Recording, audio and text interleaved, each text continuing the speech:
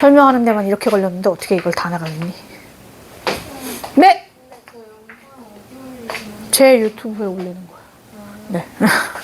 아, 이게 근데 대부분 애들이 결석을 했을 때 해서 올린 다음에 내가 링크를 걸어줘요. 보고 오라고. 아니 공개예요. 공개인데 어떻게 보러 오는지는 잘 모르겠어요. 뭘로 했는데? 그냥 내 이름일걸? 모르겠어요. 뭐지? 지금부터 하고 하자. 오늘 할 거 하고. 어디였어? 자, 그래서 오늘은 또 배운 거예요. 작용, 반작용의 법칙. 우리 뉴턴의 운동 법칙이 몇 개가 있어요? 3개. 1번이 뭐예요? 제1법칙. 관성의 법칙. 관성의 법칙은 조건이 뭐였지? 운동 상태를 유지하는. 그러니까 왜 유지한다? 조건이 어떠할 때? 알자 힘이 0일 때. 물체가 받은 힘이 없으면 물체는 운동 상태를 유지한다. 정지해 있었으면 계속 정지하고요. 운동하고 있었으면 계속 가시던 그대로 가시면 돼요. 이거였어요. 자, 두 번째. 제2 법칙은 가속도의 법칙. 물체가 힘을 받으면 운동 상태가 변한다. 근데 그 운동 상태의 변화를 나타내는 물리량이 뭔 거야? 가속도인 거고. 그죠? 그 가속도는 작용한 힘에는 비례 반비례? 비례. 힘이 크면 가속도도 크잖아요. 그죠? 힘에는 비례. 물체의 질량에는 반비례. 뭐 이 생각 있었는데? 그죠? 그래서 우리가 잘 아는 F는 MA라는 식을 만들어낸 거예요. 여기까지가 두 번째 법칙이고, 하나 남은 게 작용, 반작용의 법칙. 맨날 얘기하잖아. 때리면 나도 아프다니까. 왜 아프다고? 내가 때리면 이 책상도 나를 뭐하니까? 때리니까. 이게 작용하는 힘이 생기면 반드시 반작용하는 힘이 생겨요가 작용, 반작용이에요. 그래서 A가 B에게 힘을 가했다. 여러분 대부분 이렇게 써요. 네, 여기다 계속 한국말로 A가 B에게 힘을 가하면 이렇게 다 쓰면 힘드니까 대부분 표현을 할 때 힘, F를 두고 A, B 이렇게 쓰면 A가 B에게 가하는 힘 이렇게 나타내시면 돼요. A가 B에게 가하는 힘. 그럼 얘는 A가 B를 때렸다는 얘기야. 그럼 B도 A를 뭐 한다? 때린대. 근데 그 두 힘의 크기가 같고 방향은 반대래. 내가 이렇게 때렸으면 얘는 이렇게 때릴 거 아니야, 나를. 그지? 그래서 크기는 같고 방향이 반대래. 그죠? 그래서 맨날 하는 그거 있잖아. 왜? 이번에는 맨날 안 하는 그림으로 해야 되겠다. 용수철에 이렇게 자석이 매달려 있는 거야. 그지? 그럼 여기까지만 할까요? 자, 저 자석은 누구에 의해 당겨지고 있어요? 중력에 의해. 그리고 누구에 의해서도? 용수철에 의해서도. 근데 중력은 어디로? 용수철은 어디로? 이렇게 당기고 있는 거야. 그죠? 그럼 질문. 우리가 흔히 중력이라고 부르는 걸 말로 풀면 누가 자석을 당기는 거야? 자, 지구가 자석을 당기는 거야. 이 힘을 뭐라 해? 중력이라 해. 그리고 그걸 우리가 흔히 무게라고 하지. 예, 무게만큼의 힘으로 당겨질 거야 이렇게 얘기하는 거고. 그러면 요 힘의 반작용은 뭐예요? 지구가 자석을 당기는 힘. A가 B를 당기는 힘의 반작용은? 그치? B가 A를 이렇게 해야지. 그치? 그래서 자석이 지구를 당기는 힘. 그럼 질문. 위의 줄은 이 힘이 지구에게 작용하는 거야? 자석에게 작용하는 거야? 자, 위의 줄은 이 힘이 지구에게 작용하는 거예요? 자석에게 작용하는 거예요? 자석. 밑에 줄은 누구에게? 지구에게. 무슨 말이냐? 말 그대로 작용, 반작용 관계에 있는 힘은 서로 다른, 서로에게 작용하는 힘이에요. 더하기 빼기 해요? 못해요? 못해요. 합성할 수 없어요. 우리 합력을 구하려면 한 물체의 작용을 해야지. 서로 다른 물체의 작용인데 이걸 더하기 빼기를 어떻게 하니? 이제 더하기 빼기 할 수 없습니다. 자, 얘네 둘을 무슨 관계? 작용, 반작용 관계의 힘이다. 이렇게 얘기합니다. 자, 그럼 아까 뭐 용수철도 개시되네요. 용수철 해봅시다. 용수철이 자석을 당기고 있죠. 그래서 우리가 이 힘을 흔히 뭐라고 불러요? 탄성력이라고 불러요. 탄성력.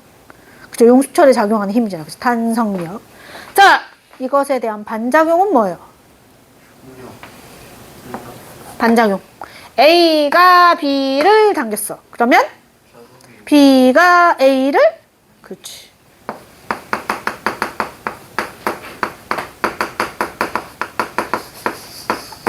그죠? 얘네 둘이 무슨 관계? 작용, 반작용 관계에 있다. 그러면 용수철이 자석을 당기는 힘은 누구에게 작용하는 힘이야? 자석에게. 자석이 용수철을 당기는 힘은 누구에게 작용하는 힘이야? 용수철에게. 그럼 이 넷 중에 여러분, 자석에게 작용하는 힘만, 제가 여기다 화살표를 그리겠습니다. 지구가 자석을 당기는 힘, 용수철이 자석을 당기는 힘, 이렇게 두 개만 자석에게 작용하는 힘이에요. 근데 지금 자석은 정지해 있어요. 이 두 힘이 합쳐서 얼마가 됐다? 0이 됐다. 이 얘기잖아요. 그죠? 그 말은 이 두 힘을 우리가 무슨 관계라고 부릅니다? 평형관계라고 합니다. 우리 둘이 힘의 평형을 이루고 있으니까. 앞에서 배우신 거예요. 힘의 평형을 이루고 있으니까. 그래서 지구가 자석을 당기는 힘과 용수철이 자석을 당기는 힘은 무슨 관계에 있습니다? 평형관계에 있습니다. 평형관계의 힘은 더하기 빼기 할 수 있어요? 없어요? 있어요. 더해봤더니 0 됐다는 얘기야. 그래서 우리가 흔히 작용, 반작용 관계의 힘인지 평형관계의 힘인지 반드시 구별을 하시고, 이게 복잡하게 나오면 이런 식으로 나오는 거예요.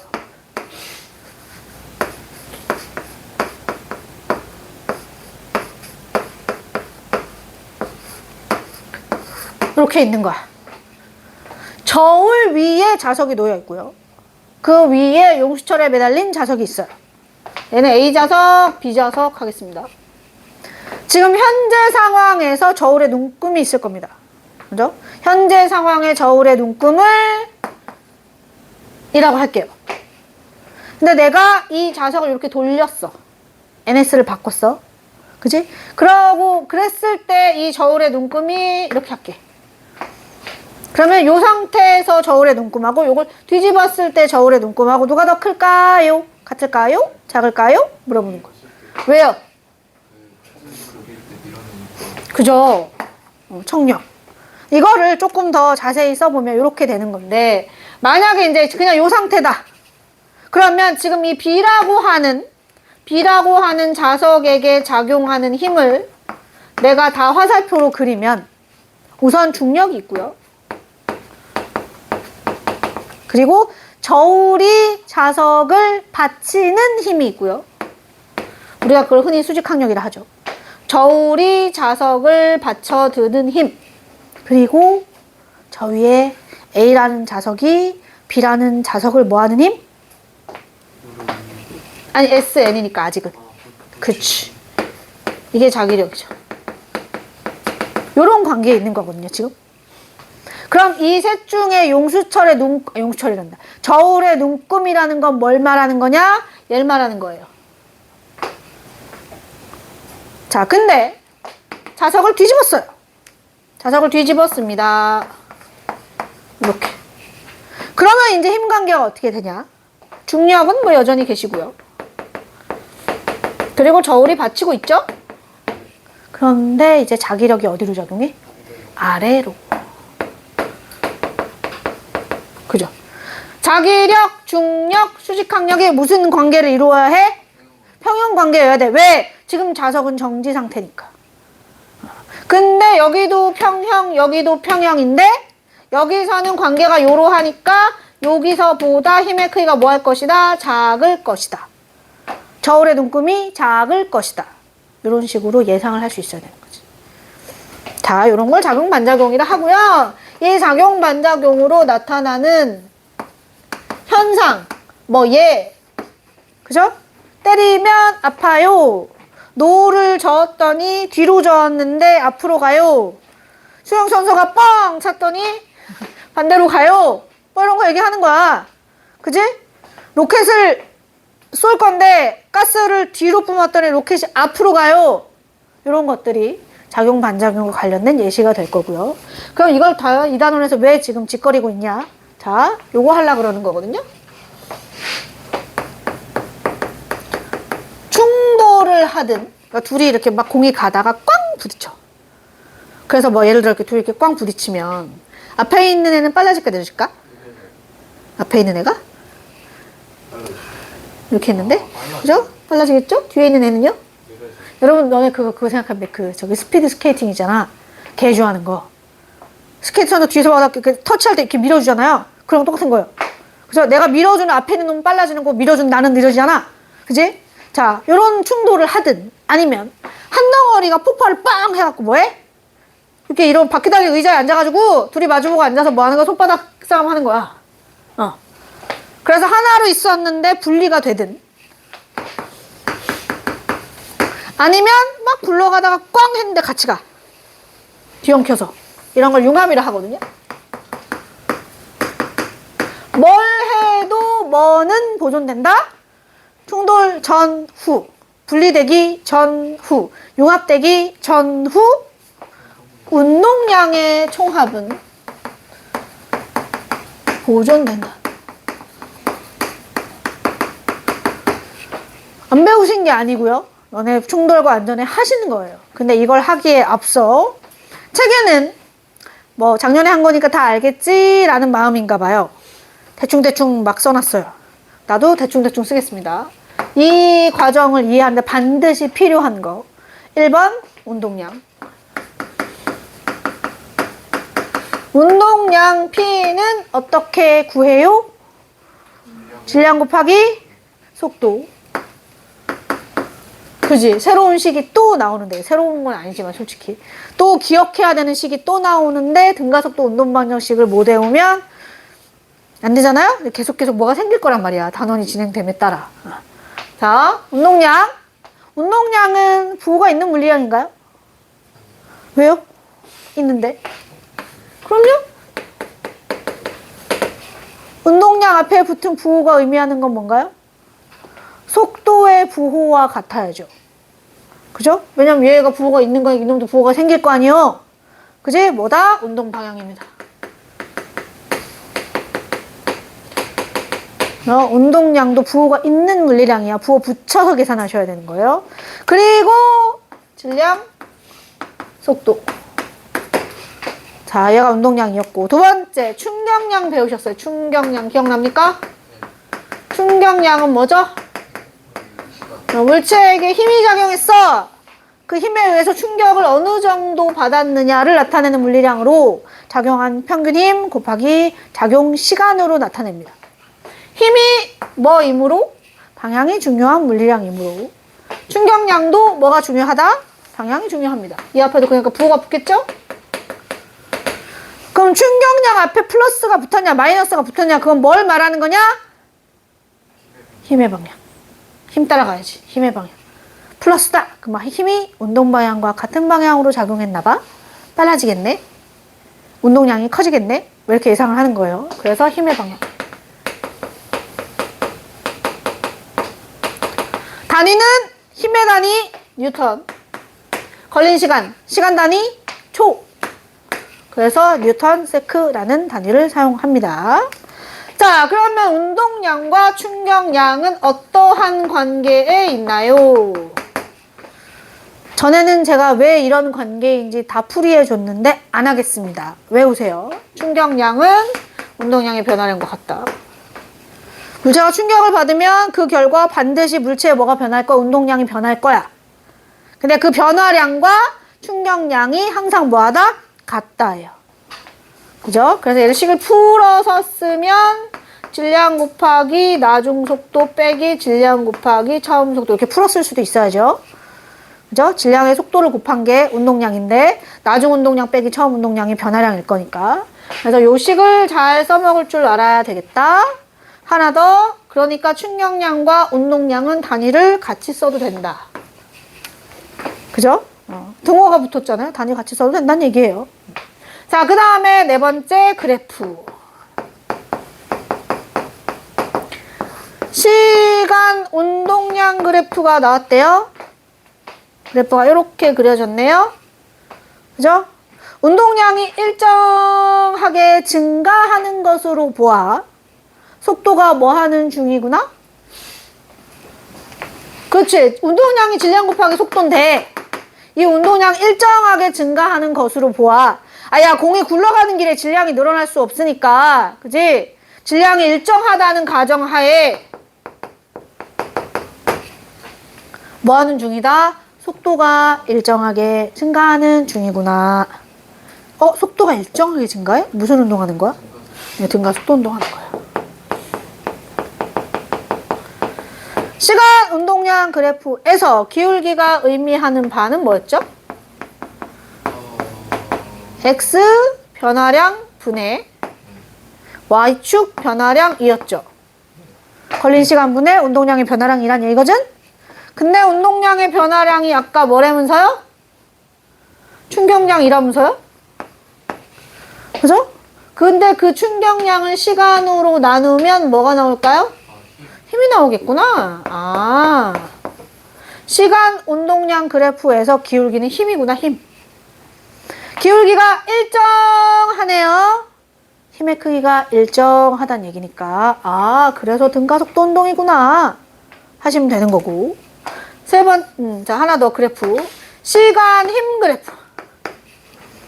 질량이 1kg인 물체에게 얘가 원래 정지 상태였대, 처음에. 근데 이 정지 상태 1kg의 공에게 내가 다음과 같이 뭘 가했다? 힘을 가했다. 그지? 그러면 시간 힘 그래프에서는 뭘 보자? 면적을 보시면 됩니다. 면적이 의미하는 바가 궁금합니다. 어떻게 하라고? X축 물리량, Y축 물리량 곱하기라 그랬어요. 면적이면. 그래서 곱하시면 돼요. 힘에다 시간 곱하면 뭐가 나오나? 충격량. 그죠? 그래서 시간 힘 그래프에서는 면적이 충격량이구나. 이 면적이 만약에 3이다. 그럼 충격을 3을 받았다는 뜻이구나 하시면 돼요. 그러면 원래 질량이 1kg 정지 상태였던 애잖아. 그러면 이 힘을 받은 T초가 된 순간 운동량이 얼마가 되는 거야? 그건 3이 되는 거죠. 3이 되는 거죠. 자, 볼까요? 다시 해볼게. 충격량이 운동량의 변화량과 같다며. 근데 충격량이 3이래며. 그지? 근데 운동량의 변화량은 T초 후 나중 운동량 빼기 처음 운동량 할 거잖아. 근데 처음 운동량이 얼마래며? 정지래며. 그러니까 나중 운동량이 얼마인 거야? 3인 거지. 그래서 이 T초가 되었을 때 운동량이 3이 되겠구나. 근데 질량이 1kg짜리니까 속도가 얼마란 얘기야? 3m/s란 얘기지. 이런 식으로 따져볼 수 있어야 되겠습니다. 여기까지는 열심히 하신 거예요. 이미 옛날 옛적에. 시험도 보셨고, 그죠? 다시 다 떠올리셔야 되는 겁니다. 운동량, 충격량, 둘의 관계, 그래프 해석까지. 그리고 제일 중요한 건 모두 다 뭐가 중요한 물리량이다. 방향. 그 방향을 항상 뭘 붙여서, 부호를 붙여서 나타내자. 플러스는 안 붙여도 되는데 적어도 마이너스는 항상 부호를 붙여서 계산을 해야 된다. 자, 그러면 충돌, 분리, 융합에서 운동량이 보존돼야 된다는데 이건 또 뭔 개소리냐. 자, 질량이 MA인 물체가 VA로 달리고 있었대요. 내 앞에 질량이 NB인 물체가 VB로 달리고 있었답니다. 둘이 막 같은 선에서 달려가는데 A가 빨랐나 봐요. 어쩔 수 없이 A가 B를 때리겠죠? 자, 때려볼까요? A가 B를 꽝 칠 거 아니에요. 그죠? 그래서 A가 B에게 가하는 힘 이렇게 쓰입니다. A가 B에게 가하는 힘. 그러면 작용 반작용의 법칙에 따라 B도 A를 때려야죠. 그죠? B도 A를 때렸어요. 그러면 작용 반작용의 법칙에 따라 여러분 B가 A를 때리는 힘과 A가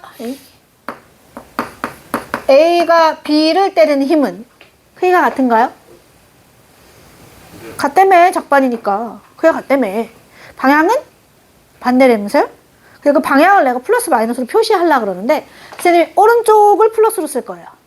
그럼 누구한테 마이너스를 붙일까요? 그치, 여기다 붙이겠습니다. 자, 됐나요?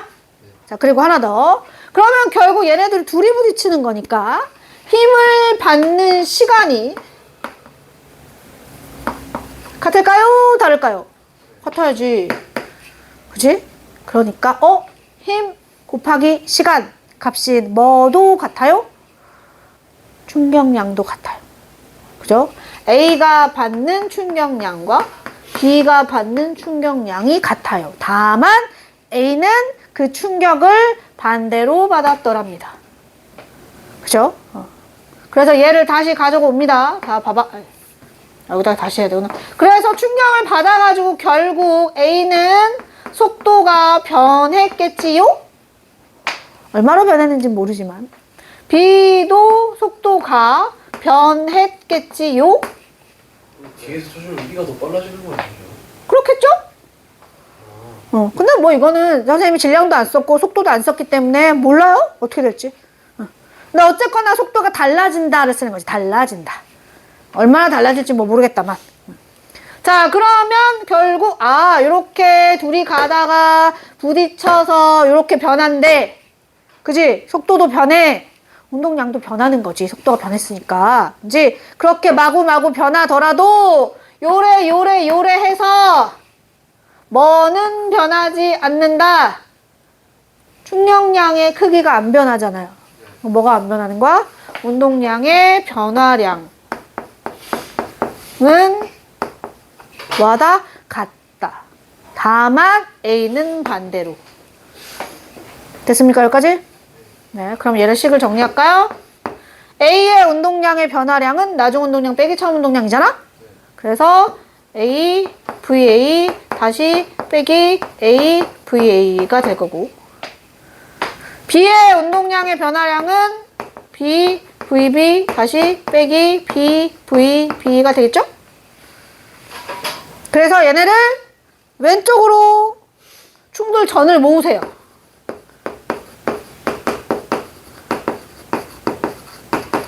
등호 오른쪽으로 충돌 후를 모으세요. 이렇게 만들어질 거예요. 무슨 뜻이냐? 충돌을 해서 운동량이 변하고 속도가 변하고 그죠? 뭐가 변화가 마구마구 일어나더라도 뭐는 절대 변하지 않는다? 총 운동량은 변하지 않는다. 충돌 전 총 운동량이랑 충돌 후 총 운동량이랑 그죠? 변하지 않습니다. 운동량의 크기가 분명히 변할 거예요. A가 변할 거고요. B가 변하겠지만요. 뭐는 안 변합니다. 전체 합은 충돌하기 전이나 충돌한 후나 달라지지 않아요. 라고 얘기하는 게 운동량 보존 법칙입니다. 선생님, 근데 네. A가 쳐도 B가 안 변할 수도 있지 않아요? 왜요? 만약에 B가 쳤는데 어떻게 안 변하죠? B가 졸라 무겁고 A가 깃털이면 안 변할 수도 있지 않나요? 그러면은 B는 가만히 있고 A가 되돌아 나오겠죠? 그럼 B는 안 변하는 거죠? 네. 그래서 소리 말하는 거 아니에요? 아니요. 그러면 그럼에도 불구하고 운동량은 보존되실 거예요. 그러면 B는 가만히 있는데 A가 혼자 갔다가 혼자 나온 거잖아. 그러면 갈 때 운동량이랑 빠져나올 때 운동량에 뭔가 변화가 생기겠죠?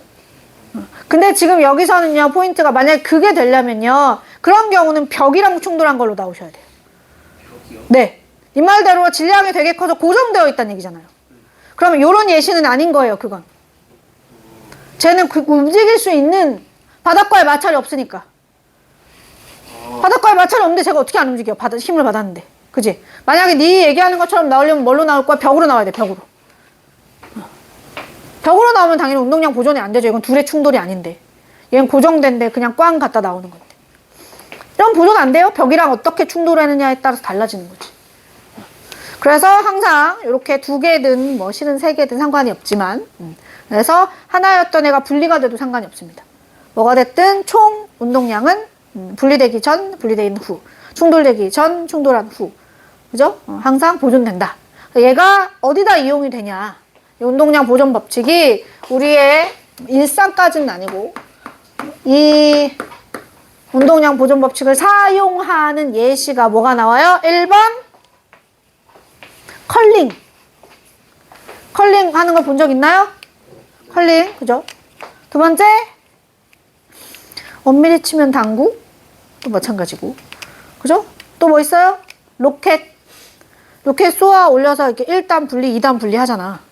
이렇게 가다가 뒤에 놈이 툭 떨어져 나가면 얘가 속도가 빨라지겠지. 그죠? 원래 운동량 보존되셔야 되니까.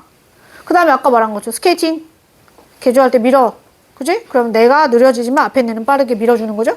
이런 것도 다 운동량 보존 법칙이 뭐 되는 거다? 거기서 적용이 되는 거죠. 이제 이러한 예시들을 함께 알아두시면 되겠습니다. 정리하시고 55, 59 하시면 됩니다. 저희 깨지는 예시가 없어요. 있어요.